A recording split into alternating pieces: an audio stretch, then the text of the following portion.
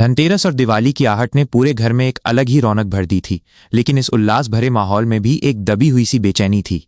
Swimming pool वाले हादसे के बाद दादी के मन में राध्या को लेकर एक गहरा भय बैठ चुका था। उस दिन पानी से बाहर निकलने के बाद भी उन कांप रही थीं और वो डर अब भी उनकी आंखों में साफ दिखता था। राध्या की हर हलचल उन्हें किसी आने वाले खतरे का संकेत लगती थी। इन्हीं मिले जुले भावों के बीच धनतेरस का शुभ अवसर आ पहुंचा। घर को फूलों और रंगोली से सजाया गया था और हर कोने से मिट्टी के दियों की धीमी सुगंध आ रही थी।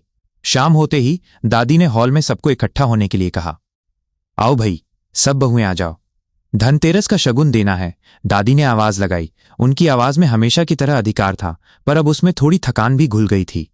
उनकी तीनों बहुएं, जिनमें रजनी भी शामिल थीं, एक एक करके आईं और सम्मानपूर्वक खड़ी हो गईं। दादी ने एक बड़े से चांदी के थाल में रखे करीने से पैक किए गए उपहारों को बारी बारी से सबको दिया। सदा ज्योति देवी तेज की शुभकामना है। ये लो मेरा भी, धनतेरस की शुभकामनाएं, तुम्हें खुश रखे। दादी ने हर बहू को शगुन देते हुए आशीर्वाद दिया। बहुओं के चेहरे कृतज्ञता से खिल उठे।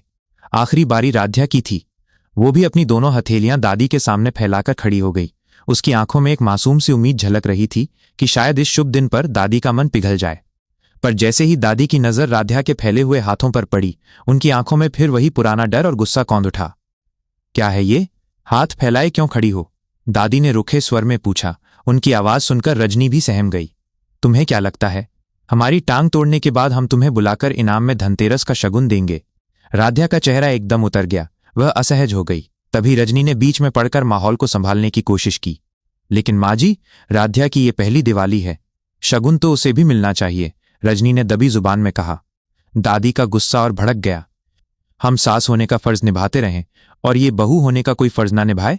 पहले तो हमें अपाहिज बना दिया और फिर हमें ठीक करने के बहाने पानी में डुबो दिया। हमारी तो जान पे बन गई थी, दादी ने लगभग चीखते हुए कहा। उनके हाथ कांप रहे थे।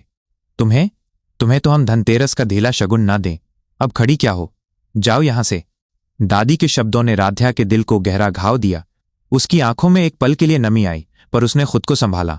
उसने जानती थी कि बहस करने से कोई फायदा नहीं होगा। एक गहरी सांस लेते हुए राध्या ने शांत स्वर में कहा, ठीक है दादी, हम डेकोरेटर्स को फोन कर देते हैं। ये कहकर उसने अपनी झुकी हुई हथेलियां वापस ले लीं और बिना किसी को देखे तेजी से कमरे से बाहर निकल गई। उसके जाने के बाद भी हॉल में एक भारी सी चुप्पी छा गई। धनतेरस की सारी रौनक दादी के कड़वे शब्दों के आगे फीकी पड़ गई थी। रजनी और बाकी बहुएं भी चुपचाप खड़ी रहीं, क्योंकि वे जानती थीं कि इस समय दादी को कुछ भी समझाना बेकार था।